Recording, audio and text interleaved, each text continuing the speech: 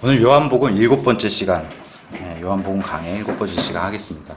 요한복음은 먼저 요한복음 20장 31절에 가서 보시면은 사도 요한이 이 책을 기록한 목적에 대해서 이렇게 사도 요한이 기록해 놨습니다. 이것들을 기록함은 예수님께서 하나님의 아들 그리스도이심을 너희가 믿게 하려 하며 또 믿고 그분의 이름을 통해 생명을 얻게 하려 함이라. 이게 이제 요한복음을 기록한 기록 목적입니다. 그러니까 다른 공관복음과 달리 요한복음은 예수님이 곧 하나님의 아들이시여 하나님이란 사실에 완전히 다른 관점으로 기록한 책이 요한복음입니다. 오늘은 제가 술에 대해서 좀 얘기를 하려고 합니다. 술. 저 역시도 지난날에 술로부터 자유롭지 못했던 사람 중에 하나고, 술이 얼마나 사람을 피폐하게 만들고 망가지게 만드는지 그것에 대해서 좀 오늘 얘기를 나눠보려고 합니다. 제가 이제 여기 저와 여러분 다 술을 안 드시리라 저는 그렇게 믿습니다. 성도에게는 사실 합당하지 못하는 그런 행위고, 그리고 오늘 같이 살펴볼 말씀은 성경이 술에 대해서 무엇을 얘기하는지 오늘 그것을 같이 살펴보려고 합니다. 대부분의 주석서나 특히 한글로 된 성경을 가서 찾아보면은 특히 이 요한복음 2장에 등장하는 이 가나의 혼인잔치는 대부분 번역을 포도주로 해놨고 주석도 대부분의 포도주로 주석해놓은 게 굉장히 많습니다. 그래서 예수님이 물을 포도주로 바꾼 사건이다 이렇게 이제 많이들 그렇게 알고 있습니다. 제가 좀 전에 말씀드렸다시피 요한복음은 이 사람이란 관점보다도 하나님이란 관점에서 기록한 책이기 때문에 하나님에 관한 복음서라고 말씀드렸습니다. 그렇다면 하나님이신 예수님께서 성도들에게 술을 만들어준 그러한 내용을 담고 있는 책이 돼버리고, 또는 밖에 사람들 또 밖에 다른 교회들 사람들이 주장하는 것처럼 예수님이 공생의 기간에 세리들과 어울리면서 술을 드셨고 주의 만찬 때도 예수님도 포도주를 드시지 않았냐 이렇게 주장하는 사람들이 너무 많아서 그것에 대해서 오늘 좀 살펴보려고 합니다. 예수님이 주신 술은 다른 이 세상의 술이랑 다르다, 기쁨의 술이다, 이것은 영생의 술이다 이렇게 얘기하는 사람들까지도 있더라고요. 예수님이 마셨으니까 나도 마신다, 이러한 교리로 가는 겁니다. 결과적으로 예수님이 마셨으니까 나도 마신다, 이런 악한 교리를 주장하는 사람들이 너무 많더라고요, 생각보다. 그래서 요한복음 2장은 이 가나에서 열리는 결혼식에 그 내용을 기록한 책인데, 이 사건은 요한복음에만 등장합니다. 이 가나의 혼인잔치는. 그래서 왜 사도 요한을 통해서 도대체 하나님께서 전하시려고 한 진리가 무엇인가, 그걸 오늘 살펴보려고 하고, 정말 한글 성경을 통틀어서 포도주비라고 번역해 놓은 책이 흠정역이 거의 유일합니다. 그래서 그러한 이유에 대해서 오늘 좀 살펴보려고 합니다. 예수님이 과연 물에서 바꾸신 것이 술인가 포도즙인가? 제가 그래서 이거를 오늘 서두에 말씀드리는 것은 중요한 영적 전쟁이다, 제가 이렇게 선포하고 오늘 말씀 함께 나눠보려고 합니다. 왜냐면은 이게 예수님의 피가 술이냐, 예수님의 피가 포도즙이냐, 순수한 포도즙이냐, 이거를 가르는 겁니다, 사실 교리적으로는. 그래서 제가 중요한 교리에 영적 전쟁터의 한가운데 있다, 우리가 이렇게 이제 말씀드리고 오늘 시작을 해보려고 합니다. 제목을 가나의 혼인잔치 그리고 예수님의 피, 이런 제목으로 오늘 살펴보려고 합니다. 먼저 1절과 2절 가서 살펴보시면은, 셋째 날 갈릴리 가나에서 혼인잔치가 있어 예수님의 어머니도 거기 있었고 예수님과 그분의 제자들도 혼인잔치에 초대를 받았더라, 이렇게 이제 시작하고 있습니다. 셋째 날이라고 하니까 좀 어떤 날인가. 먼저 요한복음 그 바로 앞장 1장 19절부터 가서 보시면은 침례자 요한과 이제 이스라엘 백성들 사이에서 그리스도인가 아닌가, 메시아인가 아닌가, 이 논쟁이 벌어지는 날이 있습니다. 그러고서 29절에 가서 보시면 그 다음날 침례자 요한에게 하나님 아버지가 알려주신 예수님, 하나님의 어린 양이 다가오게 됩니다. 그 다음날에. 그러고서 다시 35절에 가서 보시면 또 다음날 침례자 요한이 자신의 제자인 안드레와 사도 요한을 예수님께 보내는 그런 날이 또 시작이 됩니다. 그러고 나서 43절에 가서 보시면 또 그 다음날 나다나엘가, 빌립이 자기에게 오는 것을 보시고 빌립을 통해서 나다나엘을 제자 삼으신 날이 있습니다. 그러니까 이 그리스도냐 메시아냐 했던 논쟁이 있는 날부터 벌써 하나, 둘, 4일이 지나고 예수님이 침례자 요한 앞에 모습을 나타낸 날이 3일이 지난 겁니다. 그러니까 빌립이 나다나엘을 예수님 앞에 데려온 날부터 오늘 2장 1절에 셋째 날이 지나고 나서, 그러니까 침례자 요한이 메시아 그 논쟁이 있던 날, 그날로부터는 7일, 침례자 요한 앞에 모습을 드러낸 날부터는 6일이 지난 겁니다. 지금 그러고 2장 1절이 시작하는 겁니다. 물론 그 셋째 날, 이 3일 사이에는 아마 모르긴 몰라도 많은 그 외에 다른 제자들, 여기 기록이 안 나와 있는 많은 또 다른 제자들을 다 삼으셨으리라 그렇게 생각이 됩니다. 그러면서 시작하는 겁니다, 2장이. 그러면서 예수님의 어머니가 2장 1절에 이미 가나의 혼인잔치에 예수님의 어머니가 이미 거기 있었고, 2장 12절에 가서 보시면 여기 누가 등장하냐면은 예수님의 어머니 마리아, 그 다음에 예수님의 자기 친형제들, 그러니까 예수님의 동생들이죠. 동생들과 제자들이 같이 있었던 걸로 이렇게 성경에 기록해주고 있는데, 그러니까 예수님의 어머니 마리아는 이미 형제들과 같이 가 있는 걸로, 친형 동생들과 같이 가 있는 걸로 그렇게 우리가 예상할 수 있고, 거기에 이제 예수님과 제자들이 이제 초대받아서 등장한 걸로 이렇게 시작을 합니다. 그러니까 예수님의 어머니가 이 본문을 가서 살펴보면 이미 이 지금 결혼식을 하고 있는 이 가족 또는 이 주인공인 신랑과 신부가 어떤 연관이 굉장히 깊은 것으로 이렇게 우리가 예상을 해볼 수 있습니다. 왜냐하면 그 잔치가 진행되는 일에 굉장히 어머니가 가서 이 음식이 떨어지는 것과 또 포도즙이 떨어지는 것에서 이렇게 걱정하는 걸 보면은 아마 이 가족들하고 굉장히 연관이 있는 걸로 우리가 예상을 해볼 수가 있습니다.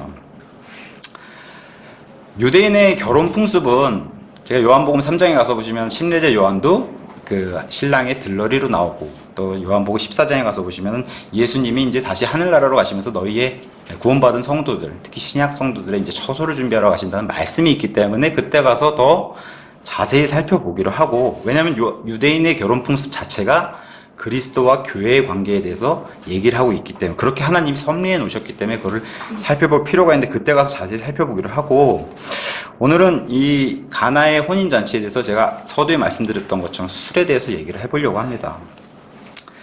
오늘 이제 서두에 이제 결혼식에 초대받은 예수님을 보고서 제임스 낙스 목사님이 이렇게 얘기하더라고요. 결혼식은 인생의 가장 중요한 우리나라 한자로도 일륜지 대사라고 얘기할 정도 이 결혼식이 굉장히 중요한 거다. 하나님께서 아담과 이브를 창조하시고 가장 먼저 만드신 게 바로 결혼제도고 가정이기 때문에 그렇게 만드신 이유가 있다는 겁니다. 그래서 첫 번째 이렇게 목사님이 이렇게 얘기하셨어요. 주님께서 여기 지금 초대했지 않습니까? 결혼식에 예수님을. 주님께서 참석하실 만한 결혼식을 올려야 한다. 이 얘기가 뭐냐면은 고린도서 6장 14절에 가서 보시면 너희는 믿지 않는 자들하고 같은 멍에를 매지 말라라고 사도 바울이 하나님 말씀을 전달하고 있습니다. 그것은 뭐냐면은 믿지 않는 자와 같이 결혼을 하게 되면은 그 믿음 생활이 굉장히 힘들어진다. 그러니까 너희는 믿는 자들 안에서 결혼을 하라고 사도 바울을 통해서 하나님이 명령을 하십니다. 신명기 22장 10절에 가서 보셔도 이스라엘 백성에게 너희는 나귀와 말에게 같은 결의를 씌우지 말라. 그러니까 다른 종류의 이 말들이 밭을 갈 수가 없다라고 이렇게 얘기하면서 이런 같은 멍에를 매는 자는 같은 믿음, 그것은 이제 신명기에도 이렇게 설명하고 있는데 같은 믿음 안에서 믿음 구원받은 성도끼리 결혼하는 것을 성경은 그렇게 얘기하고 있습니다. 어떤 사람들은 고린도전서 7장의 얘기를 들어서 아니 고린도전서 7장에는 믿지 않는 남편도 등장하고 믿지 않는 아내도 등장하지 않습니까? 이런 사람들하고 이혼하라고도 얘기하고 이렇게 얘기하는데 좀 배경이 좀 다릅니다. 지금 충분히 선택권이 있고 교회에서 지금 우리와 같은 상황이면은 믿는 자들이 자기의 배우자를 선택할 때 믿는 자를 선택하라는 그런 말씀으로 지금 하고 있고, 고린도전서 7장은 전혀 지금까지 뭐 우리나라 따지면 막 제사드리도 우상 숭배하던 그런 사람들에게 사도 바울이 말씀을 전했더니 부부 중에 한 명이 둘 다 구원받으면 얼마나 좋겠어요. 근데 부부 중에 한 명이 구원받아서 이방인에서 교회로 돌아오는 사람들이 문제가 생기기 때문에 그런 사람들은 믿음에 방해가 되고 믿는 거를 원치 않을 경우 그 배우자에게 이혼할 수 있는 그런 권한을 준 거지, 둘이 믿다가 한 명이 안 믿고 이런 상황이 아니기 때문에 배경이 좀 다릅니다. 고린도서 7장은. 어떤 사람들이 이렇게 얘기해요. 아니 배우자 고르기가 너무 힘든데 어떻게 다 믿는 사람 안에서만 고릅니까? 그래서 많은 사람들이 제가 안 믿는 사람들을 선택해서 전도하면 되지 않습니까? 이렇게 얘기를 하는 사람들이 많아요. 저 역시도 결혼하기 전에 그렇게 생각했고, 근데 굉장한 제임스 낙슨 목사님은 굉장한 교만이다. 그것은 이렇게 얘기하더라고요. 믿는 자 가운데서 하나님이 예배해 주신 그런 배우자를 찾아라 이렇게 이제 얘기하시더라고요. 그다음에 이제 이 결혼식에 대해서 이 목사님이 또 뭐라고 얘기하셨냐면은 반드시 주님께서 함께 하셔야 된다. 그런 결혼식이 돼야 된다. 결혼식은 반드시 주님께서 함께 하셔야 된다. 물론 우리의 전 삶도 마찬가지지만 특별히 결혼식은 하나님이 함께 하시는 그런 결혼식이어야 된다. 이렇게 얘기하세요. 그러니까 그 정도로 축복받는 그런 행사고 굉장히 중요한 일로 이렇게 하나님이 섭리로 만들어 놓으셨기 때문에 그렇게 해야 된다라고 얘기하면서 만약에 어떤 사람이 자기가 떳떳지 못한 결혼식, 그러니까 초대하지, 예수님이 안 오셨으면 좋겠습니다. 여기는 잠깐 얼굴 좀 돌리고 계시죠. 아, 이건 보지 마시죠. 이렇게 예수님을 초대하지 못할 장소나 행동이 있는 건 아닌지 한번 되돌아보라는 겁니다. 결혼식을 비롯해서 그런 게 있는가. 우리 삶에서도 양심을 통해서 이렇게 되돌아봐야 된다. 이제 목사님 말씀하시더라고요. 그래서 결혼식이 굉장히 이렇게 중요한 의미로 이제 주석을 달아놓으셨더라고요. 오늘 예수님이 이제 가나의 혼인잔치에서 이렇게 결혼식에 초대를 받으셨어요. 그러니까 예수님을 초대하는 이런 진짜 결혼식처럼 우리 삶의 결혼식, 그다음에 우리 삶에 예수님을 초청하는 그런 모습들을 한번 이런 장면하고 이렇게 오버랩 시키면서 이제 진행하시면 좋을 것 같습니다. 그러면서 3절, 4절에 그들에게 포도즙이 떨어지며 예수님의 어머니가 그분께 이르되 그들에게 포도즙이 없다 하니 예수님께서 그녀에게 이르시되 여자여 내가 당신과 무슨 상관이 있나이까 내 때가 아직 이르지 아니하였나이다. 이렇게 예수님이 말씀하시기 시작합니다. 마리아는 기억할 겁니다. 누가복음 1장 30절에서 33절에 가서 보시면 마리아에게 직접 가브리엘이라고 하는 천사가 등장해가지고 마리아에게 너가 이제 장차 하나님의 권능, 성령님으로 인해서 임신을 하게 되고 아들을 낳을 텐데 그 아들이 바로 자신의 백성을 구원할 그러한 자니 이름을 예수라고 아예 이름도 정해주고 가장 높으신 이의 아들이라고 불리고 다윗의 왕좌에서 영원히 통치하실 그분이다라고 벌써 이미 예언해놨기 때문에 마리아는 기억하고 있을 겁니다. 자기 육신으로 배가 아파서 낳은 아들이지만 이 아들에게 하나님이 내리신 권능을 계속 기억하고 있는데 한번 우리가 인간적으로 상상해봐도 자기가 배 아파서 낳은 아들이고 육신 내 아들이기도 하지 않습니까? 물론 굉장히 총명한 아들입니다. 12살에 이미 성전에서 종교 지도자들하고 이렇게 논쟁을 벌일 정도로 교리적인 그런 총명한 모습을 보였지만 그래도 이 아이가 지금 벌써 30살이 됐는데도 아직까지 아무런 움직임이 없었단 말이죠. 이스라엘은 잘 알다시피 20살이 되면은 전쟁에 나갈 수 있는 그런 나이로 율법에 그렇게 하나님이 만들어 놓으셨고 또 레위 지파 같은 경우에는 30살이 되면은 성막에서 섬길 수 있는 그런 나이가 바로 30살입니다. 그러니까 큰 일을 맡길 수 있는 그런 나이로 이제 성경에 기록이 되어 있는데 그러니까 나이가 이제 30이 지났는데 이제 아직까지는 큰 움직임이 없다. 이제 오늘 이 가나의 혼인잔치에 이렇게 등장하는 이런 사건으로 등장하고 있습니다. 인간적인 관점에서 보는 메시아에서는 그런 관점으로 마리아는 계속해서 예수님을 바라보고 있을 거예요. 언제 다윗의 왕자에 앉을까? 나의 아들이. 이런 관점을 아마 마리아가 봤을 수도 있을 것 같습니다. 근데 마리아나 제자들이 여기서 놓치는 부분이 하나 있었어요. 그것은 장차 3년 반 뒤에는 십자가에 달리셔서 인류를 위해서 대신 속죄가 되는 번제물이 되신다는 사실을 전혀 상상할 수 없는 마리아도 제자들도 전혀 상상할 수 없었고 그 상황이 벌어졌을 때 다 도망갔던 사실을 우리는 성경을 통해서 알고 있습니다. 그러니까 제자들도 이해 못했고 마리아도 역시 상상도 못한 그런 사건이 기다리고 있고 그런 일은 꿈에도 못 꾸고 있을 겁니다. 이러한 상황에서 포도즙이 떨어져가지고 예수님께 마리아가 이렇게 얘기하죠. 포도즙이 떨어졌다고 얘기하니까 예수님이 대뜸 뭐라고 얘기하세요? 여자요 이렇게 얘기하잖아요. 우리가 봤을 때는 너무 자기 어쨌든 하나님의 아들이시지만 육신의 어머니께 너무 무례한 거 아닌가 이런 주석들이 생각보다 많아요. 미국에 있는 목사님이 쓰신 주석들도 그러니까 그게 무례한 건 아니지만 그래도 자신의 어머니에게 하는 얘기는 아니라고 이제 얘기하는데 왜 제가 서두부터 말씀드린 건 요한복음은 철저하게 사람의 아들인 사람 육신을 포커스를 맞춰서 쓰는 복음서가 아니라 철저하게 지금 하나님이신 관점으로 쓰는 복음서이기 때문에 여자여라고 정확하게 찍고서 공생애를 시작하신 것을 성경이 계속 그려주고 있는 거예요.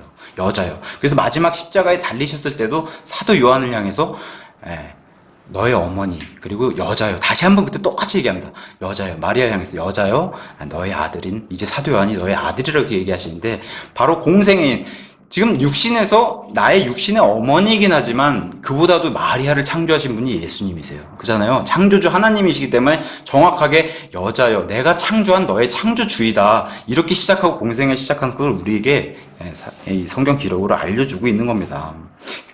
더군다나 하나님이신 미리 아심을 아시는 하나님은 나중에 지금 우리가 사는 이 시대까지도 마리아가 얼마나 훗날 높여질 그런 대상인지 아시지 않습니까? 정확하게 정중히 선을 긋고 배격을 하세요. 여자요. 이렇게 해서 시작하시면서 철저하게 지금 요한복음 자체가 왜 다른 복음이랑 구별이 되냐면은 요한복음은 사람의 관점이 아닌 철저하게 하나님 창조주의 이런 관점을 시작하기 때문에 공생이 이렇게 시작하는 모습을 그려주고 있습니다. 우리가 사실 마리아는 굉장히 믿음의 사람입니다. 그러니까 우리가 마리아를 미워할 사실 이유는 없어요. 근데 이제 워낙에 마리아가 그런 미워할 필요가 없는 그런 존재임에도 로마 카톨릭에 의해서 워낙에 그런 희생된 인물이고 그러기 때문에 우리가 우리 마음속에 마리아를 이렇게 좀 멀리하는 그런 게 없잖아 있습니다. 좀 이상하지 않습니까? 포도즙을 이렇게 물었는데 포도즙이 떨었다라고 물었는데 예수님 대답은 내 때가 아니다 이렇게 얘기하시잖아요. 그죠? 이 얘기가 뭐냐면은 마리아는 지금 결혼식에 지금 자기가 연관되어 있는 이 결혼식에 손님들을 초대해 놓고 그 결혼식에 흥이 깨질까봐 지금 음식이 떨어지고 그러니까 음료가 떨어진 거에 대해서 걱정을 해가지고 육신적인 문제를 하나님께 특히 자기 아들인 예수님께 말씀드렸는데 예수님은 그걸 넘어서 영적인 일에 대해서 대답을 하고 계세요. 영적인 일에 대해서. 자, 다른 복음서와 다른 관점이 바로 이런 거예요. 요한복음은 하나님이시기 때문에. 만약에 우리가 이제 복음서에서 하나님을, 그러니까 예수님의 이 기사들을 여러 군데 봤다시피 장님의 눈을 뜨시게 해주신 분이 예수님이세요. 그러니까 볼 수 없는 자를 보게 해주신 거. 예를 들면 뭐 듣지 못한 자를 듣게 해주신 거. 걷지 못한 자를 걷게 해주신 거. 지금 당장 육신적으로는 굉장히 좋잖아요. 걷게 되고 보게 되고 듣게 되니까. 근데 결과적으로 볼 때는 여기에서 끝나게 되면 아무 유익이 없는 거예요. 여기에서 끝나게 되면. 왜냐? 영적인 일이 그 이후에 있기 때문에. 그러니까 뭐 다른 말로 풀어서 얘기하면 육체적인 죽음이 뒤에 둘째 사망과 지옥의 심판이 있는 이 영적인 일이 훨씬 더 중요하기 때문에 그 일을 예수님은 짚고서 가시는 거예요. 공생의 시간에. 이 공생의 시작을 알리시면서. 그래서 육체 죽음 뒤에 둘째 사망과 지옥의 심판이 있는 이 영적인 일의 더 중요함을 강조하시면서 육신적인 관점으로 바라보는 마리아에게 영적인 대답을 해주는 그런 모습을 시작을 하게 됩니다. 물론 이 일도 나중에 마리아와 이 기록자 사도 요한도 그때 예수님이 하신 말씀은 그 항아리에 포도즙 이 얘기를 하신 게 아니라 지금 십자가 달려서 흘리신 그 예수님의 순수한 피를 말씀하셨던 구나. 나중에 알았을 겁니다. 자기 제자들 나중에. 이 당시는 분명히 이 사람들도 이해 못한 그런 일일 겁니다. 예수님의 대답이 좀 동문서답 같으니 결혼식에 필요한 포도즙이 아니라 예수님의 대답은 정확히 포도즙이 상징하는 예수님의 피를 말씀하신 건데 그거에 대해서 이제 마리아랑 이런 사건이 진행하고 있습니다. 이게 분명히 본문에서 처음 기절이라고 얘기했고 지금 장소, 배경, 사건이 결혼식입니다. 결혼식. 왜 그럼 결혼식에서 이런 얘기를 하셨나? 에베소서 5장 31절에서 32절에 가서 지금 성경이 이렇게 기록해 놓고 있습니다. 이런 까닭에 남자가 자기 아버지와 어머니를 떠나 자기 아내와 결합하여 그들 둘이 한 육체가 됐지니라. 창세기 2장 24절의 말씀을 인용해서 끌어다 쓰면 사도 바울이 이것은 큰 신비다. 남자와 여자가 이렇게 결합하는 결혼, 이 결혼은 큰 신비다. 그러나 내가 이 결혼에 대해서 얘기하겠는데 그리스도와 교회에 대해서 말하노라. 이 결혼을 하나님이 만들어 놓으신 이유가 이것은 단순히 남자 여자와의 육체적인 결혼뿐만 아니라 그 너머의 영적인 것에서는 그리스도와 교회의 결합이 있기 때문에 하나님 먼저 섭리로 만들어 놓으신 역사가 이것이다라고 사도 바울이 6,000년 전에 아담의 얘기를 아담과 이브에게 허락한 결혼 제도를 4,000년이 지나서 사도 바울에게 계시한 거예요. 4,000년이 걸렸어요. 이 남자와 여자와의 결혼 제도를 이게 설명해주는 교회와 그리스도의 계시가 4,000년 걸렸어요. 그렇게 4,000년이 지나서 사도 바울을 통해서 신비로 이렇게 계시해 주셨습니다. 이것은 성경 기록상 가장 큰 신비라고 우리에게 얘기를 해주는 겁니다. 근데 이것을 결혼식에서 예수님이 말씀하신 이유가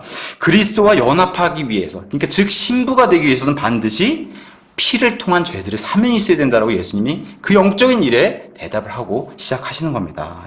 피를 통한 죄들의 사면이 있어야 된다. 요한복음 7장 6절에 가서 보시면 이 지금 예수님의 친형제인 친동생들이 또 요한복음 7장 6절에 등장을 하게 되는데 아무도 안 믿는다 그랬어요. 예수님 친동생들이 아무도 믿지 않는다고 얘기했어요. 그래서 예수님이 뭐라고 얘기하시냐면은 너희들의 때는 언제나 있다. 너희들은 언제나 되돌려서 돌이키기만 하면은 하나님이 받아주시는 그런 구원을 받을 너희의 때는 언제든지 있다라고 이렇게 얘기하시면서, 그러나 하나님의 때는 정해져 있다라고 얘기하시는데, 바로 오늘 2장 지금 4절에서 동일한 얘기를 하신 거예요. 너희가 원하는 그런 때는 언제든지 있지만 내 때는 정해져 있자. 우리가 성경 기록을 알 수 있듯이 하나님의 때는 언제입니까? 바로 십자가에서, 오늘 찬송에서 부르잖아요. 십자가, 그 갈보리 십자가에서 달려서 피를 흘리셔야 하는 그때는 정해져 있다는 거예요. 그래서 갈라디아서 4장 4절에 이런 충만한 때, 십자가의 처형이 있는 이런 시대에, 그리스 말로 온 세계가 공용어가 돼 있는 이런 시대에 오셔야 되는 게 하나님의 때, 그런 때, 바로 충만한 때, 십자가의 때, 이 때를 예수님은 내 때라고 얘기하는 거예요. 성경에는 내 때, 그분의 때, 이 때, 자기 때, 영광 받으실 때로 성경은 계속해서 이 십자가 사건이 중요하기 때문에, 이 일을 위해서 육신을 입고 내려오셨기 때문에 이 일을 계속해서 그려주고 있는데, 특히나 요한복음 13장 1절에 제가 읽어드렸습니다. 이렇게 나와요. 이제 6월절 전에 예수님께서 자기 때가 이르러 자기가 이 세상을 떠나 아버지께로 가야 할 줄 아시고 세상에 있던 자기 사람들을 사랑하시되 끝까지 사랑하시느냐, 이렇게 나오고, 17장 1절에서도 이렇게 나옵니다. 예수님께서 이 말씀들을 하시고 눈을 들어 하늘을 향해 이르시되 아버지여 때가 이르렀사오니, 십자가의 때가 왔습니다. 그래서 때가 이르렀사오니 아버지의 아들을 영화롭게 하사 아버지의 아들도 아버지를 영화롭게 하도록 하옵소서. 이게 바로 하나님이 원하신 그런 때다, 이렇게 성경이 계속해서 설명을 해주고 있는 겁니다. 그러면서 본문 5절에 그분의 어머니가 종들에게 이르되 그분께서 너희에게 무엇을 말씀하시든지 그대로 하라 하니라, 이렇게 얘기해요. 어떤 분은, 목사님은 주석을 이렇게 달아놨더라고요. 이 마리아가 예레미야서에 등장한 그 하늘의 여왕이 맞냐? 지금 로마 카톨릭에서 이렇게 떠받치고 있는 그 하늘의 여왕이 맞냐? 이렇게 말하는, 로마 카톨릭에서 지금 부여한 마리아의 권위랑 지금 여기 등장한 마리아랑 한번 비교를 해봐라, 이렇게 이제 말씀하신 목사님이 계시더라고요. 성경에 우리와 같은 독립신학에서 유명한 러크만 목사님이라는 분이 계세요. 이분이 카톨릭 신자와 이런 대화를 했다고 합니다. 당신은 마리아를 믿습니까? 했더니 물론 믿지요, 이렇게 얘기하더라고요. 그래서 그러면 성경에서 마리아가 한 말도 믿고 순종합니까? 그러니까 물론 그래야지요. 그래서 이 대답으로 2장 5절을 해드렸다고 합니다. 2장 5절, 그분께서 너희에게 무엇을 말씀하시든지 그대로 하라. 이건 굉장히 예수님께서 순종을 그런 명령으로 하신 말씀인데, 그러니까 이 의도를 알고 이 카톨릭 신자가 머뭇머뭇하고 쭈뼛쭈뼛 하니까 이 러크만 목사님이 마태복음 23장 29절 33절을 얘기해 주셨다고 합니다. 이건 러크만 목사님이니까 가능한 거예요. 서기관들과 바리새인들 위선자들아, 너희에게 화가 있을지어다. 너희가 대언자들의 묘를 만들고 의로운 자들의 돌무덤을 수리하며 이르되 우리가 만일 우리 조상들 시대에 있었더라면 그들이 대언자들의 피를 흘리는데 참여하지 아니하였으리라 하나니, 그러므로 너희가 대언자들을 죽인 자들의 자손임을 너희가 너희 자신에게 증언하는도다. 그런즉 너희가 너희 조상들의 분량을 채우라. 이 말은 지금 뭐냐면은, 우리가 이 유대인 이스라엘 시대, 예수님 시대에도 이전의 대언자들 시대, 예레미야나 에스겔 때, 그때는 만약에 내가 태어났다면은 예레미야나 에스겔이 죽지 않았을 거라, 내가 그들을 죽게 만들지 않았을 거라, 이렇게 얘기한다는데 그게 위선이라는 겁니다. 근데 지금 러크만 목사님도 카톨릭 신자에게 당신은 위선자입니다. 지금 당신은 종교 시스템에 빠져가지고 예수님을 믿는다고 입으로는 시인하지만 그 속에는 위선이 있습니다라고 얘기하면서 목사님이 끝까지 이렇게 얘기했다고 해요. 뱀들아 독사들의 세대야, 어찌 너희가 지옥의 정죄를 피하겠느냐, 이렇게 말씀하셨다고 해요. 이건 이제 러크만 목사님이니까 가능한 겁니다. 어쨌든 러크만 목사님이 카톨릭에 대해서 얼마나 싫어하고 있는지를 잘 보여주는 그런 일 같아요. 로마 카톨릭의 만행이 어떻습니까? 하늘에 하나님의 왕좌에 마리아를 앉히고서 지구는 하나님의 발받침이라고 얘기했는데 지구를 마리아의 발받침으로 하고 있고 머리에는 왕관을 쓰고 있고, 예수님을 힘이 없게 만들어서 마리아의 그 영광을 바라보게 만들어 버린 그 종교 시스템이 바로 로마 카톨릭이에요. 이러한 로마 카톨릭 만행을 우리가 잘 알고 있는데, 그 로마 카톨릭에서 지금 떠받들고 그 숭배를 받고 있는 마리아가 대답이 5절에 그분께서 너희에게 무엇을 말씀하시든지 그대로 하라. 마리아의 증언은 실로 진리였습니다. 마리아는 사실 우리가 미워할 그런 미움 받을 대상은 아니에요. 인물은 아니에요. 마리아가 굉장히 믿음의 사람이고 그래서 선택받은 예수님의 육신의 어머니였습니다. 근데 마리아를 이용한 이 로마 카톨릭의 종교가 문제인 거예요. 종교가.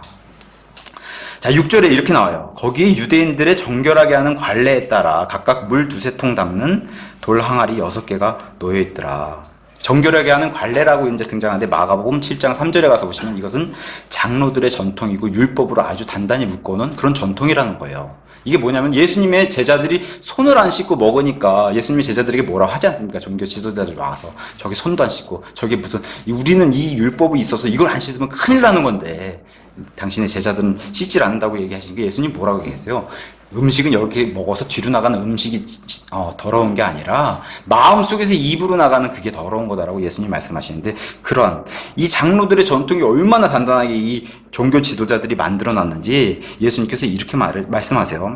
사람들의 명령이라는 거 이건 하나님의 명령이 아니라 이 손 씻는 이 관례는 사람들의 명령이고 이거를 교리로 가르치고 이게 교리가 너무 강해지니까 하나님을 헛되이 경배하도록 또 하나님의 명령을 철저히 잘 저버리도록 만든 전통이 바로 이런 것이다. 예수님이 마가복음 7장에 얘기하시는데 이게 바로 가나의 혼인잔치 이런 집까지도 이 관례가 깊숙이 들어와 있어서 자리를 잡고 있는 거예요. 이스라엘 백성은 다 이걸 지키게끔 만드는 그런 율법이 여기 두세 통에 이제 구절에 영어로 가서 보시면 이 두세 통에 퍼킨이라고 하는 단어를 썼어요. 헬라어로는 메트레타라는 단어를 쓰는데 한 통에 40리터 정도 돼요. 그러니까 우리가 이게 거꾸로 박는 그 정수기의 샘물통이 20리터 정도니까 그거 2배, 40리터 정도 양이 된다 그래요.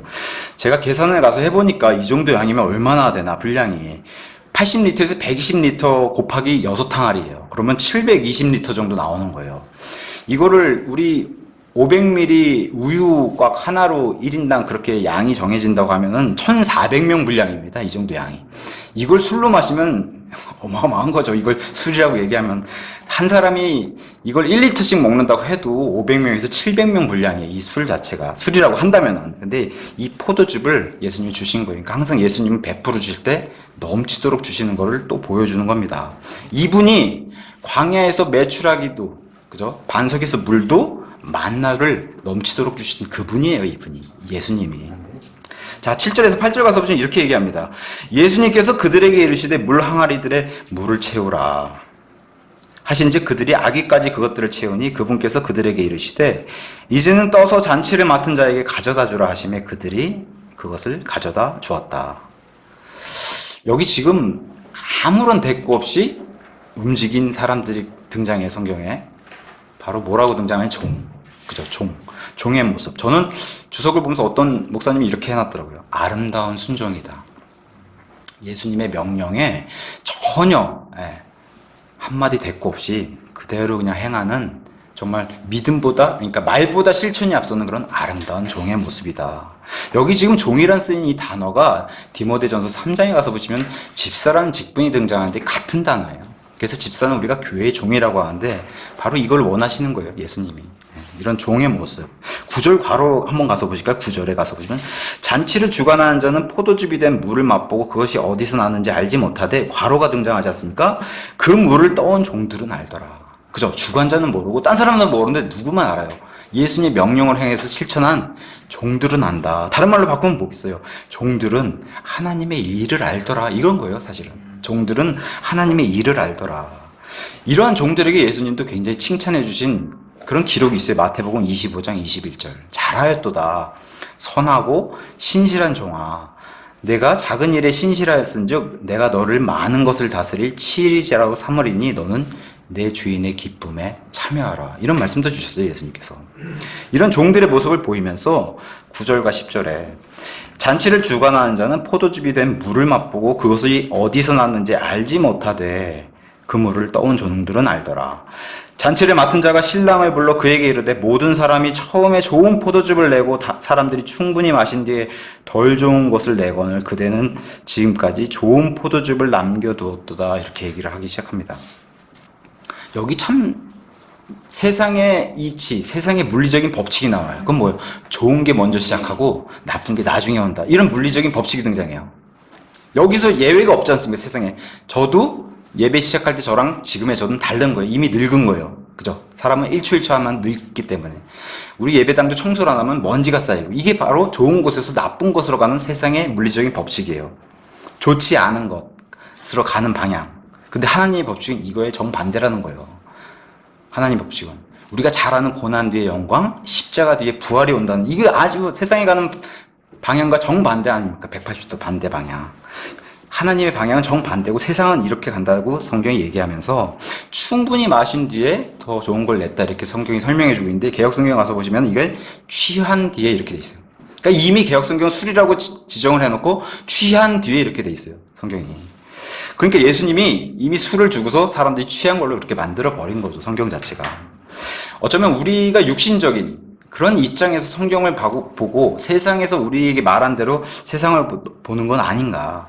성경을 접할 때 너무 당연한 우리의 기준으로 바라보는 건 아닌가. 이걸 술로 바라보게 됐을 경우, 예수님을 초대하고서는 우리가 예수님 앞에서 술을 먹고 또 술을 대접하고, 예수님께 대접했을 거 아닙니까? 술을 마셨기 때문에 술을 대접하고 술을 만들어 달라고 그러고, 이렇게 되는 겁니다. 이걸 술로 바꿔버리면은. 이런 것을 너무나 자연스럽게 하는 기독교를 흉내내는 집단이 있잖아요. 아까도 얘기했다시피 로마 가톨릭. 그 로마 가톨릭의 유산이에요. 이거를 원래 포도주로 바꾼 이 집단이. 우리는 성경에 그런 걸 믿지 않습니다. 예수님은 우리에게 술을 줬다라고 믿지는 않습니다. 네. 그러면서 11절, 이것은 조금 뒤에 더 자세히 살펴보기로 하고, 11절에 예수님께서 기적들 중에 이 처음 기적, 이게 처음 기적하신 겁니다. 결혼식 물을 술로 바꾼 그 기적, 처음 기적을 갈릴리 가나에서 행하사 자신의 영광을 나타내시니 그분의 제자들이 그분을 믿으니라. 제자들이 보여주니까 믿었을까요? 아니잖아요. 이미 예수님께서 나를 따르라 했을 때 다 따라온 제자들입니다. 근데 예수님이 기적을 보여주시니까 제자들 입장에서 어떻게 했어요? 확증이 생기는 거죠. 신뢰가 더 가고, 그런 것을 제자들에게 계속 보여주시는 거예요. 11절에 그걸 보여주면서, 기적을 보여주셔서 믿은 것이 아니라, 보고 믿는 게 아니지 않습니까? 믿음은 우리에게도 동일하게 그렇게 해주셨고, 이미 제자가 된 자들에게 확증으로 믿음을 보여주시니까 믿게 됐다. 처음 기적을 여기 지금 물에서 포도즙으로 바꾸셨어요. 참 묘하게도 출애굽기 7장 20절에 가서 보시면 이집트를 심판하실 때 그 첫 번째 재앙이 바로 물을 피로 바꾼 사건이 등장합니다. 이집트 안에서. 그죠? 나일강을 피로 바꾸시고 물을 피로 바꾼 그 사건이 등장하는데, 묘하게도 이렇게 처음 기적과 처음 재앙이 이렇게 묘하게도 맞아떨어져 가더라고요. 어떤 사람들은 얘기해요. 기독교인들도 이제 예수님도 술을 마셨다고 이렇게 얘기하고, 성경책도 그렇게 돼 있으니까 술을 마시는 게 너무 정당하지 않냐. 그러니까 음주를 정당화로 만들려고 하는 사람들이 너무 많아요. 지난주도 제가 어떤 한 친구를 얘기해서, 카톨릭에서 한 20년 교리를 공부한 친구인데, 저한테 그러더라. 네가 잘 몰라서 그래. 술을 마실 수 있는 거야, 이렇게 얘기를 하더라고요. 그래서 한참 논쟁을 벌였는데, 제가 여기 그 홈페이지 지금 제작 준비한 사람에게도 계속 전도를 합니다. 몇 년째 전도를 하고 있는데, 그분이 딱 그러시더라고요. 술을 못 마시게 되면 난 교회 가기 힘들 것 같다. 그 정도로 사실 이게 술의 유혹이 뭐 저도 예전에 그 무슨 어떤 건지 아니까요, 그게. 만약 여기 지금 3절에 등장한 게 포도주고, 6절에 등장한 게 이 포도주의 양이고, 10절에 등장한 게 맛 좋은 포도주, 이걸 가져왔다라고 얘기하면은, 이제부터 이제 이걸 좀 자세하게 좀 살펴보겠습니다. 우리 인간적인 세상 문화도 이렇게 보고, 인간적인 생각으로는 어떠한 자리를 가도 술이 빠지면 안 된다. 술이 빠지면 섭섭하지. 이렇게 얘기를 많이 한다, 세상 사람들은. 특히 이제 사업하시는 분들한테 얘기하면, 술 없이 어떻게 사업을 합니까? 이게 술 접대 안 하면 이게 돈을 못 법니다. 이렇게 얘기하는 사람들도 대다수입니다. 잔치, 결혼식. 제가 누구라고 어떤 형제님이라고 직접적인 얘기는 안 하겠지만, 신학원도 공부하신 분이고, 목회에 관심을 두신 그런 형제님이 한 분 계신데, 이제 결혼식을 초청하면 이렇게 교회 분들이 모여서 앉지 않습니까? 근데 그분이 옆에 있는 다른, 이제 자기가 초청한 다른 그 분들이 술을 따라주니까 저 교회 분들이 옆에서 술을 드시더라고요. 목회하시겠다는 분이. 그래서 야, 저래서 될까 이제 그러시는데, 지금은 이제 교회를 나가셨으니까 그분이. 어떤 잔치나 결혼 파티, 이런 세상을 돕고 있는 문화에 술이 절대 빠질 수 없다라고 얘기하는 게 대부분 세상 사람들이 주장하는 거고, 여기에 기독교도 굉장히 가세하고 있어요. 최근에 TV 이렇게 보면은, 예전에는 다 방송사고라고 했을 거예요. 근데 지금은 아예 TV 나서 너무 자연스럽게 술을 마셔요. 방송 자체가. 요새 그렇게 돌아가고 있습니다, 아주. 예. 제가 예전에, 예수님 만나기 전에, 한창 이제 매니저 활동할 때 친구가 이제 자기가 대형교회 집사 직분 받고 왔다고 엄청 자랑을 하는 친구가 있었어요. 그래서 그날 제가 그 친구를 데리고 뭘 했냐면은 밤새 펑펑 술을 먹였습니다. 너무 싫은 거예요. 저는 뭐 교회도 안 다니는데 그게 그렇게 싫더라고요. 집사 직분 받고 왔다는. 그래서 술집에 데려가서 술을 먹이고 조롱하고, 집사, 그러니까 성이 추였는데 추집사, 술 한 잔 더 해야지. 지금 생각해보면 얼마나 그게 마귀 편에 서 있었는지. 제가 아는 그 인천의 한 자매님이 자기가 뭐 원치 않아도 이렇게 학부모 모임의 부회장으로 이렇게 활동하신 분이 계세요. 자기가 하려고 하는 건 아닌데 주변에 추천을 받아서. 근데 이제 교감 선생님들하고 회식을 하게 되면은 그 학부모 모임도 그렇고 다 술을 드신다는 거예요. 근데 자기는 술을 안 먹으니까 너무 이상하게 본다는 거예요, 사람들이. 그래서 왜 술을 안 먹습니까? 그러니까, 전 예수님 믿기 때문에 술을 안 먹습니다. 라고 얘기했다는데 옆에 있는 사람이, 나도 교회 다녀요. 왜? 근데 이상하게 보고 자기를 좀 그렇게 따돌림하는 것 같은데 뒤에 가서는 오히려 인정해주고 이런 사람에게 더 신뢰를 준다는 거예요. 저는 술 안 먹는 것 중요한 게 아니라 그 너머에 하나님께 영광이 된다는 거죠. 그런 게 바로. 세상 사람들도 술 안 먹으면 좋아하잖아요. 저 사람 뭔가 좀 다른 사람이라고 느껴지는데 거기에 예수님 믿는 사람이 그렇게 앞장서게 될 때 얼마나 하나님께 영광이 됩니까? 술과 담배에 대해서. 그리고 세상에서는 지금 술과 담배가 엄청나게 골칫거리로 조금 치부되고 있는데 기독교인이 그걸 한다는 것 자체가 불행한 겁니다. 자, 물을 포도주로 만드셨을까? 포도즙으로 만드셨을까? 성경은 이 와인에 대해서 이사야서 65장 8절에 이렇게 얘기합니다. 포도송이에서 새 포도즙, 뉴 와인을 찾았다. 그러니까 포도송이를 바로 포도를 따서 짜면은 그게 포도주가 나오는 게 아니라 당연히 새 포도즙이 나오겠죠. 요셉은 감옥에 갇혀가지고 빵을 만든 자, 왕의 빵을 만드는 자, 잔을 드는 자를 그 꿈을 해몽해줬을 때 이렇게 얘기합니다. 창세기 40장 11절에 잔을 드는 사람이 내 손에 파라오의 잔이 있기에 내가 포도들을 따고 파라오의 잔에 그것들을 짜서 그 잔을 파라오의 손에 들였다. 그러니까 포도를 따서 짜면은 술이 나오는 게 아니지 않습니까? 짜서 포도즙을 들인 건데 우리는 당연히 세상 문화로 그래 왕은 당연히 포도주를 먹었겠지. 우리가 은근히 그렇게 생각하는 거예요. 우리가. 그러지 않았고 오늘 가나의 혼인잔치 역시 술이 빠졌을까?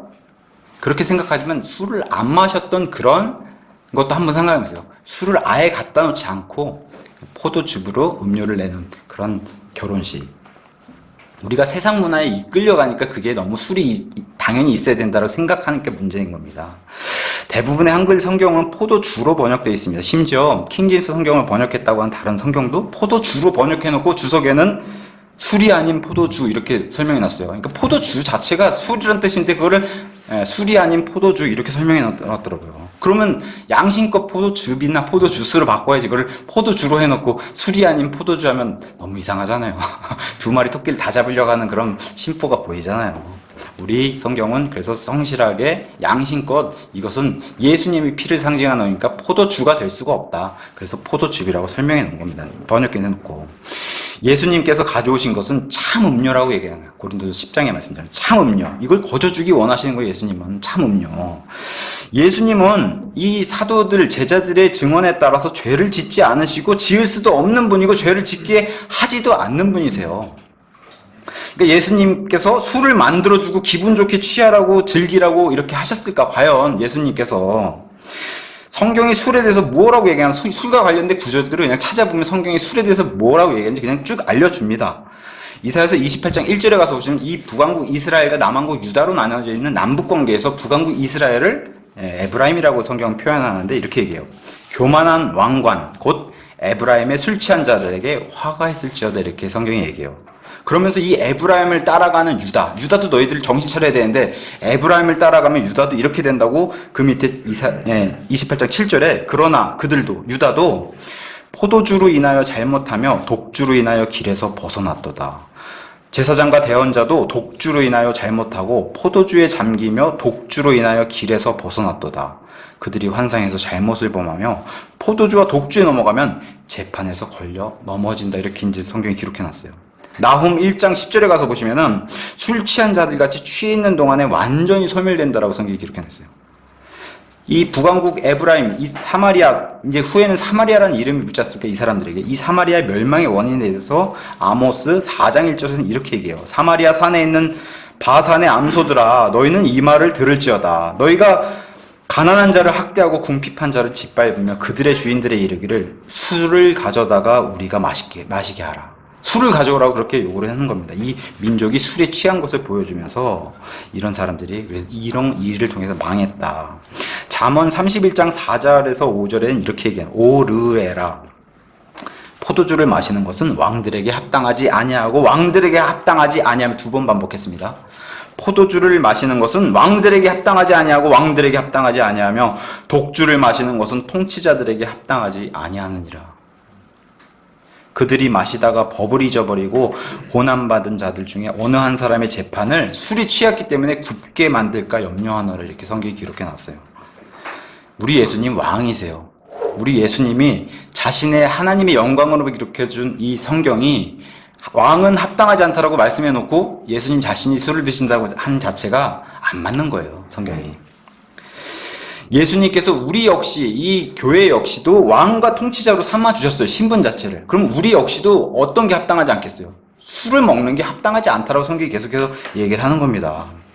앞서 제가 서두에 영적 전쟁이라고 말씀드렸어요. 왜? 이걸 술로 만들려고 한 사람들이, 그런 존재들이 있기 때문에, 특히 마귀가 그렇게 만들려고 하니까, 그래서 영적 전쟁이라고 말씀드렸습니다.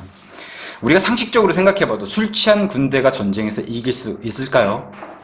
술 취한 군대가. 술에 취한 민족에게 밝은 미래가 있을까요? 상식적으로 봐도 이건 안 되는 겁니다. 술은 세상 사람들이, 안 믿는 사람들이 3대 중독이라고 얘기하는 거예요. 섹스와 도박과 술. 3대 중독 중에 하나라고 얘기하는 겁니다. 술은 죄의 순위로 보면은 간음과 살인보다도 낮아요. 마음에서 그런 거 품는 보다 낮은 건 사실입니다. 근데 많은 목사들과 또 우리와 같은 독립순례고 이런 근본주의 목사님들은 뭘 경고하냐면은 범죄로 가는 통로라는 거예요, 이 술이. 그래서 강하게 경고를 하고 있는 겁니다.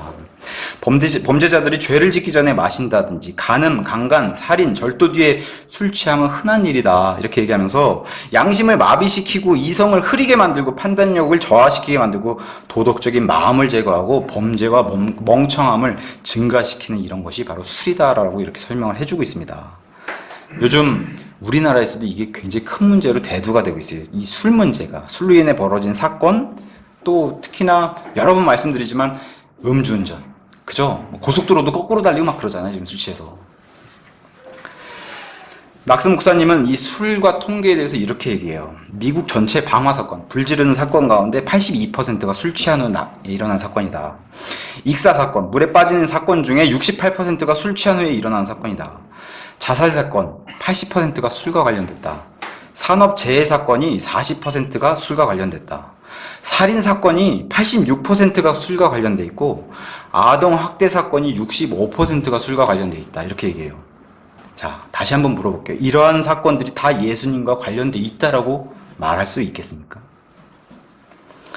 요한복음 1장에서는 예수님을 향해서 참빛이요 생명으로 오신 분이라고 사도 요한이 기록해 놨습니다. 그런 이렇게 참빛이고 생명으로 오신 분이 사람들을 죽음으로 몰고 가는가 과연. 매년 수천만 명의 사람들이 누군가의 술 취함으로 인해서 죽임을 당하고 있습니다. 그로 인해서 과부도 생기고 고아도 생기고 죽음, 이런 술로 인한 범죄로 인해서 사랑하는 사람을 잃고 있는 게 그게 우리가 사는 현실입니다. 수많은 죽음과 슬픔과 고난과 눈물과 폭력과 가슴 아픈 일의 원인에 술이 많은 부분을 차지하고 있습니다. 이거 우리가 다 아는 사실입니다. 부인할 수 없고. 예수님께서 이러한 술을 만드시고 권하셨을까? 또 다른 통계에서는 술을 마시는 사람 18명 중 1명은 알코올 중독자가 된다 그래요. 저 역시 그런 사람이었고, 과거에. 우리가 담배나 콜레스테롤 이런 건강의 위험에 대해서는 홍보를 사실 많이 합니다. 우리나라도 좀 많이 하고 있고. 근데 특히나 이제 뭐 콜레스테롤 같으면 튀긴 감자, 이 트랜스지방 이런 거 위험하다고 얘기하잖아요. 홍보도 하고. 근데 이런 것보다 술이 훨씬 더 사람을 망치고 위험에 빠뜨리는 이런 사실은 사실 많이 알리질 않아요. 범죄가 늘어나도 강력한 그 처벌의 그런 것은 최근에서야 뭐 부산에 누군 윤창 그죠? 전역 이렇게 휴가 나왔다 죽은 군인 때문에 그게 조금 올라가긴 해서 그래도 여전히 너무 느슨해요, 법이. 음주운전에. 성경은 계속해서 이사야서 5장 11절에 이렇게 얘기해요. 아침에 일찍 일어나 독주를 따라가되 밤이 될 때까지 계속 따라가 마침내 포도주로 붉게 된 자들에게 화가 있을지어다. 요엘서 3장 3절. 참 슬픈 일, 이스라엘에 이런 일이 벌어졌다는 거예요. 창녀를 얻으려고 남자아이를 주고 또 술을 마시기 위해서 여자아이, 자기의 아이인 여자아이를 팔았도다. 이런 일이 이스라엘에 벌어졌다는 거예요. 술을 탐하기 위해서.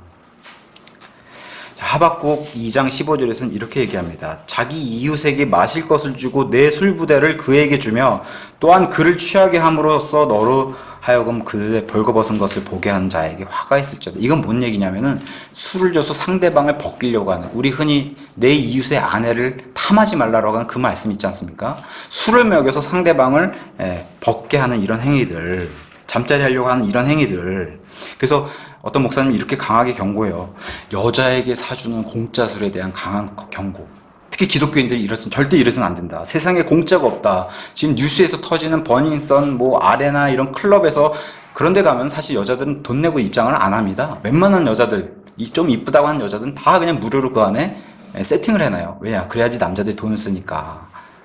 근데 이 목사님은 이렇게 얘기해요. 여자에게 사주는 이런 공짜 술에 조심해라. 가면 이 술 먹여가지고 어떻게 하려고 다 그런 세상 문화 그렇지 않습니까? 심지어 요새 물뽕이라고 하는 약도 타가지고 그냥 여자들 어떻게 하려고 하는, 그게 지금 다 드러났지 않습니까? 연예인 통해서.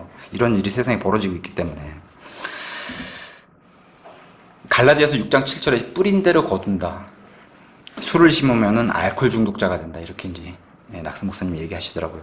미가서 5장 11절에서는 사람이 만일 영과 거짓 속에서 걸으며 거짓말하여 이르기를 내가 포도주와 독주에 대해 내게 대언하리라 할 것 같으면 그가 심지어 이 백성의 대언자가 되리라. 이게 무슨 얘기냐면은 자기에게 술을 마셔도 된다라고 하는 그런 대언자를 환영한다는 거예요. 지금도 누누이 말씀드리지만 로마 카톨릭이 이러한 집단이란 말이에요. 지금 사제들과 신부들이 술을 먹고 있고.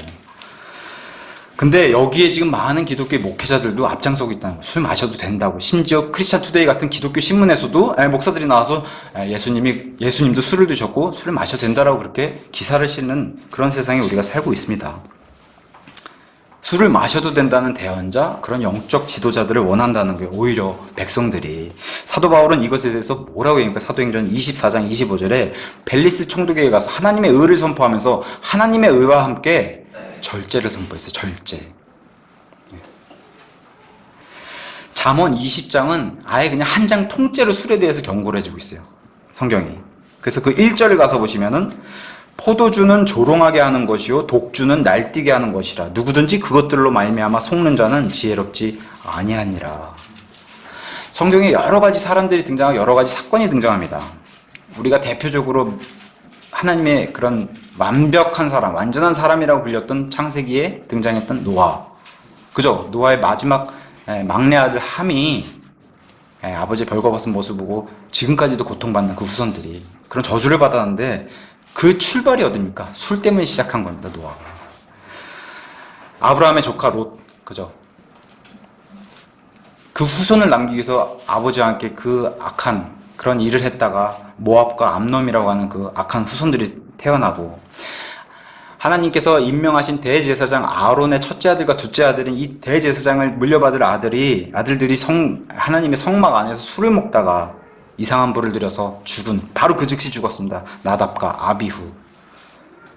다윗의 아들 가운데 압살롬과 암놈이라고 하는 아들이 있어요. 근데 그 자기의 누이를 강간하는 일이 발생해가지고 그 압살롬이 암놈이라는 자기의 이복 형을 죽이는데 술 취했을 때 그때 죽이는 이런 일이 발생하고 있고, 우리 침례자 요한이 순교당할 때 마태복음 14장에 술 취한 자들의 파티에서 죽었습니다.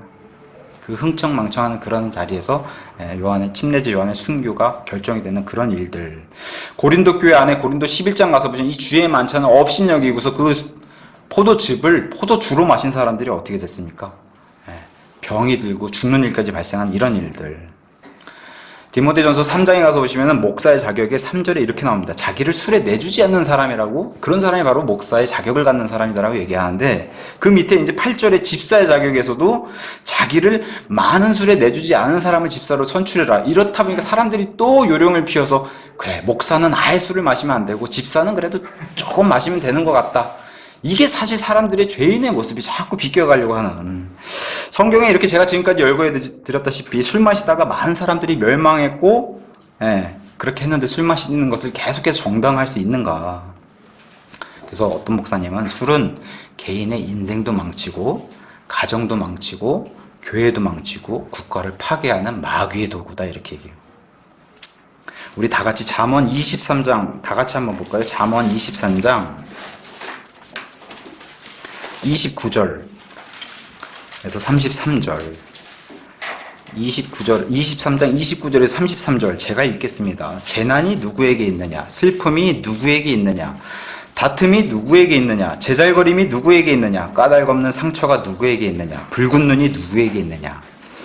오랫동안 포도주에 머무는 자들에게 있고 섞은 포도주를 구하러 다니는 자들에게 있느니라. 너는 포도주가 붉거나 잔에서 제 빛깔을 내거나 스스로 똑바로 움직일 때 그것을 바라보지 말라. 마침내 그것이 뱀같이 물고 독사같이 쏘나니 내 눈은 술을 마시면은 낯선 여자들을 바라보게 된다는 거. 술이 이렇게 만든다는 겁니다. 낯선 여자들을 바라볼 것이요 내 마음은 비뚤어진 일들을 말하리로다. 술이 이렇게 만든다는 거예요, 사람을. 갈라디아서 5장 19절에서 21절에 가서 보시면 술 취함과 흥청됨은 육신의 행위라고 명백하게 성경이 얘기하고, 이런 사람들은 하나님의 왕국을 상속받지 못하는데 믿는 자들이 이렇게 가면 안 된다고 성경이 경고를 해주고 있습니다.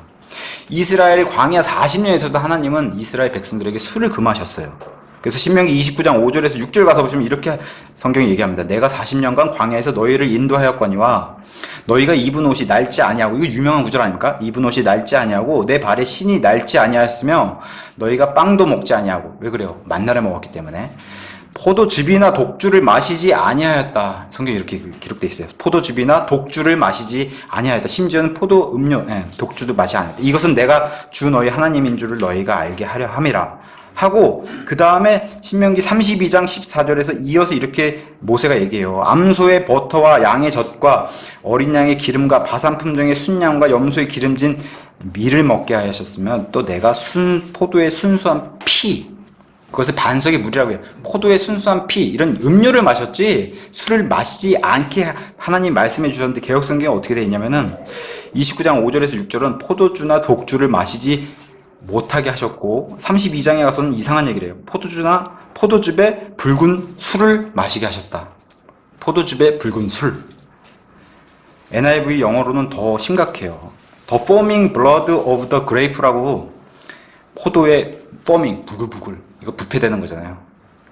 포도주가 되는 그 과정이 포도의 부글부글 거품이 일어나는 피라고 되어 있는 거예요, NIV는. 광야에서 하나님이 주신 이스라엘 백성이 이런 길 줬다. 그러니까 계속해서 하나님이 술을 줬다라고 성경이 변기해놨단 말이에요. 우리 성경은 그렇게 안 돼 있는데. 예레미야 35장에 가서 보시면 유명한 레갑 사람들이라는 사람들이 등장해요. 이건 나사르, 민수기 6장에 등장한 나사르 사람들. 포도주도 안 마시고 아예 포도 씨도 안 뿌리는, 포도의 열매에서 나오는 포도즙도 안 마시는 사람들이 등장하는데, 그게 이제 예레미야 35장의 레갑 사람들. 그래서 그 아버지의 유언에 따라서 이후에는 몇백 년 동안 이 포도에서 나오는 음료를 먹지 않는데, 이 사람들에게 하나님이 어떤 은혜를 베풀어 주셨냐면 누가복음 2장 8절에 예수님이 말구에서 태어나실 때 그 앞에 양을 치는 목자로 이 사람들이, 후손들이 예수님을 맡게 되는 그런 영광도 베풀어 주셨어요. 사무엘이라고 하는 예수님의 하나님의 사람이 있었습니다. 이 사무엘이라고 하는 사람은 술을 마시지 않았습니다. 다니엘이라는 사람도 포로로 끌려가서 그 이방 왕에게 그 먹이게 하려고 했던 그 포도주를 거부했던 사람이 바로 다니엘입니다. 우리가 잘 아는 침례자 요한 같은 사람들은 나사렛 사람으로서 아예 포도주 근처에도 안 가는 이런 사람들을 등장시켜주고 있습니다, 성경이. 계시록 1장, 계시록 20장에 가서 보시면 예수님이 우리를 왕과 제사장, 통치자로 만들어 주셨다고 그렇게 성경이 기록해 주고 있어요. 아까 제가 잠언 31장 말씀드렸던 것처럼 왕과 통치자에게는 포도주가 합당치 않다라고 성경이 계속해서 증언하고 있는 겁니다.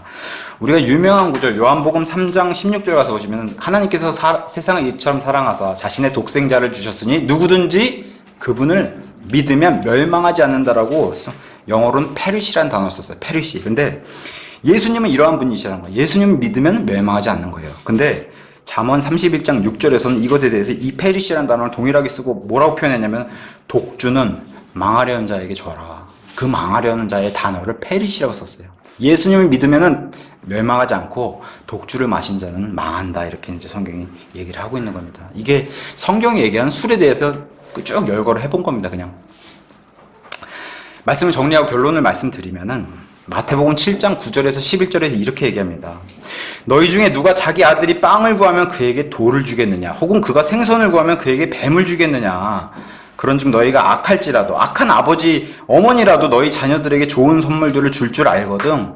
하물며 하늘에 계신 너희 아버지께서 자기에게 구하는 자들에게 좋은 것들을 얼마나 더 많이 주시겠느냐. 좋은 거 주시려고 하시는 분이세요. 하늘에 계신 아버지께서. 그 아버지와 동일하신 똑같으신 분이 이 아들 예수님이신데 그 아들 예수님이 좋은 거 주시려고 하시지, 이런 물을 포도주로 만들어서 술을 주시려고 하는 게 아니라는 겁니다.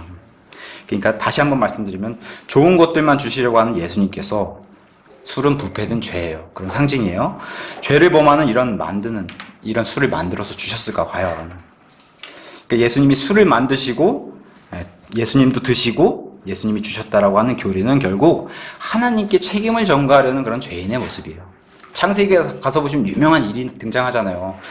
선악과를 막 따먹고서 누가 아담 너에게 이 선악과를 줬냐. 그러니까 이브라고 얘기를 안 하고 아담의 얘기에는 이렇게 놀라운 얘기가 나와요. 하나님께서 나와 함께 있으라고 주신 여자. 그러니까 책임을 하나님께 돌린단 말이에요. 죄인은. 하나님이 주셨잖아요. 제가 원한 게 아니라 이렇게 돌린단 말이에요. 그래서 아담이 하나님께 죄의 책임 전가를 돌리는데 똑같은 거예요. 지금 술을 마시려고 하는 사람들의 교리가 예수님이 주셨고 예수님이 마셨기 때문에 나도 마신다. 이런 교리를 만들어낸 겁니다. 하나님은 죄를 창조하시지도 원하지도 않으세요. 우리를 세상을 술 취하게 하려고 하는 존재가 반드시 등장합니다. 성경에. 그건 계시록 17장에 큰 바빌론 음료라고 등장합니다. 바빌론 음료. 이 바빌론 음료는 특별히 환란기에 땅에 거주하는 자들의 음행의 포도주에 취하게 만드는 그런 존재라고 성경이 정확하게 기록해 주있어요. 그러니까 취하게 만드는 존재는 이런 존재들이지 하나님이 아니시다. 하나님은 순수한 포도즙을 우리에게 권하십니다. 이 순수한 포도즙은 바로 예수님의 피를 상징해요. 예수님의 피. 그래서 이 예수님의 피는 부패되거나 더러운 술이 될 수가 없습니다. 점도 없고 흠도 없는 어린 양의 거룩하고 순수한 피로 이 피가 우리를 영원한 생명으로 인도하는 겁니다. 이 피가. 제가 아까도 말씀드렸다시피 고난 뒤에 영광이 온다고 그랬어요.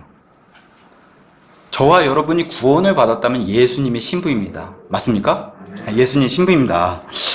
우리가 세상 결혼식도 가서 보시면 주인공은 당연히 신랑과 신부예요. 결혼식에는 꽃입니다. 꽃. 지금 우리가 기다리고 있는 전무후무한 세상 역사, 전 우주 역사 중에 딱 한 번 열리는 결혼식이 있어요. 우리는 그걸 기다리고 있는 거예요, 지금. 그것을 성경은 하늘의 어린 양의 혼인 만찬이라고 성경이 기록해주고 있어요. 자, 예수님이 더 좋은 걸 내주시는 분이세요.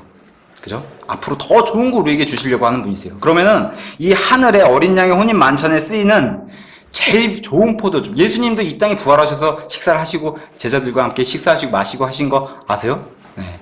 그러한 부활의 몸 안 드셔도 돼요. 부활의 몸은 먹어도 되고 안 먹어도 돼요. 근데 먹을 수도 있는 몸이라고 성경은 얘기하고 있기 때문에 우리가 하늘에 가서 이 전무후무한 단 한 번 열리는 하늘의 어린 양의 혼인 만찬에 주인공이 된다는 사실, 주인공으로 만들어 주신다는 사실, 거기에서 우리를 위해서 제일 좋은 포도즙이 우리를 기다리고 있다는 거, 이거 믿으십니까? 목소리가 작으신 것 같아요. 이거 믿으세요? 네, 기도하겠습니다.